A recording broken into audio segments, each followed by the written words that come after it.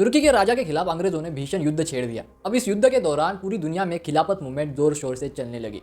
अंग्रेजों ने तुर्की के राजा को युद्ध में परास्त किया। तुर्की के राजा के हाथ से साउथ अफ्रीका, मिडल ईस्ट और यूरोप का बहुत सारा भूमिखंड चला गया। तुर्की के नवयुवकों ने राजा को राजगद्दी से विदा कर दिया, उसे मजबूर किया कि वो अपना राज छोड़ दे। इसी तरीके से पूरी दुनिया में खिलाफत मूवमेंट खत्म हो गया। लेकिन भारतीय मुसलमान खिलाफत के पक्ष में काफ़ी उग्रता से थे और वो इस मूवमेंट को जीवित रखना चाहते थे। उनका पूर्ण विश्वास था कि अंग्रेज ही वो कारण है जिनके वजह से सुल्तान का पतन हुआ और उसका राज्य चला गया और ये खिलाफत मूवमेंट शुरू हुआ।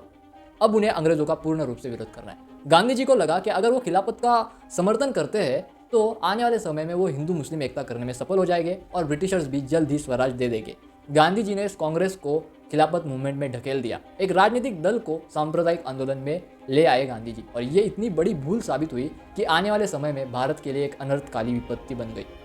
कुछ हद तक खिलाफत मूवमेंट सफल हो गया था, सफल लग रहा था। जिन लोगों का महत्व खिलाफत के लिए बढ़ना चाहिए उन लोगों का महत्व नहीं बढ़ रहा था, और जो लोग राजनीति कर रहे थे उन लोगों का महत्व बढ़ रहा था। जो मुसलमान खिलाफत के पक्ष में काम करते थे उनका महत्व घटने लगा, और जिन्होंने इसके ऊपर राजनीति की उनका महत्व बढ़ने लगा, जैसे कि अली भाई, मौलाना मोहम्मद अली और शौकत अली। अली भाइयों की पूरी राजनीति ही इस खिलाफत मूवमेंट में बिल्ड हुई और ये मुसलमानों के बहुत बड़े नेता बन गए थे देश पर। मोहम्मद अली जिन्ना को उस समय कोई जानता नहीं था और अगले 5-6 साल तक भी कोई उसे जानता नहीं था। तो अली भाई काफ़ी बड़े नेता बन चुके थे खिलाफत मूवमेंट के लिए। अंग्रेजों के लिए ये मूवमेंट काफ़ी ज़्यादा सिरदर्द बन गया था, तो उन्होंने इस मूवमेंट को कुचल दिया। आगे चल के मॉर्टिग्यू ट्रांसपोर्ट रिफॉर्म के जरिए खिलाफत मूवमेंट को पूर्णतः से नष्ट कर दिया गया। मुसलमानों के हाथों पे निराशा आई, वो हताश हुए। उन्होंने कांग्रेस की मदद ली थी, लेकिन कांग्रेस की अहमियत खिलाफत से कम थी। खिलाफत मूवमेंट सदा ही मुसलमानों के लिए अहम थी, कांग्रेस नहीं थी। उन्होंने कांग्रेस की मदद ली, लेकिन कभी भी कांग्रेस के साथ मिले नहीं थे। जब आंदोलन पूर्णतः से नष्ट हो गया तो उन्होंने अपना पूरा गुस्सा हिंदुओं पे निकाला। पूरे देश में हिंदू मुस्लिम दंगे हुए और गांधी जी की हिंदू मुस्लिम की सफलता, हिंदू मुस्लिम एकता, ये सपना ही रह गया। लेकिन गांधी जी को भी अब निराश होने की जरूरत नहीं थी, क्योंकि अब उनके सामने एक बड़ी अपॉर्चुनिटी आ चुकी थी।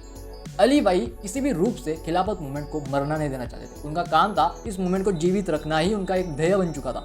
उनका कहना था कि सुल्तान के पतन के पीछे और खिलाफत मूवमेंट के पीछे सिर्फ अंग्रेज ही है और भारत के हर एक मुसलमान को अंग्रेज का विरोध करना ही चाहिए। बात तो सही थी, लेकिन उनकी उसके पीछे अपनी मंशा थी, अपनी राजनीति भी थी। उन्होंने गांधी जी से मुलाकात की गुप्त रूप से, और उस मुलाकात के जरिए उन्होंने अमीर अफगानिस्तानी को भारत के ऊपर आक्रमण करने के लिए आमंत्रण भेज दिया, संदेश भेज दिया। उस संदेश में उन्होंने वायदा किया कि जब अमीर अफगानिस्तानी भारत आएगा तो उसे भारत की ओर से सारे सुख सुविधा, सारा एकदम मतलब कि पूरी सहायता उसे पूर्ण रूप से जो है वो मदद की जाएगी। गांधी जी का इस बात को पूरा सपोर्ट था। इस पूरे इतिहास के पीछे, इस पूरे कांड के पीछे, षड्यंत्र के पीछे काफी बड़ा इतिहास है। गांधी जी को स्पष्ट रूप से ये सारी बातें पता थी, उसके बावजूद भी वो इस पूरे कार्य का समर्थन कर रहे थे। ये स्वयं पता चलता है उन्हीं के दोस्तों के लिखे गए लेखों से।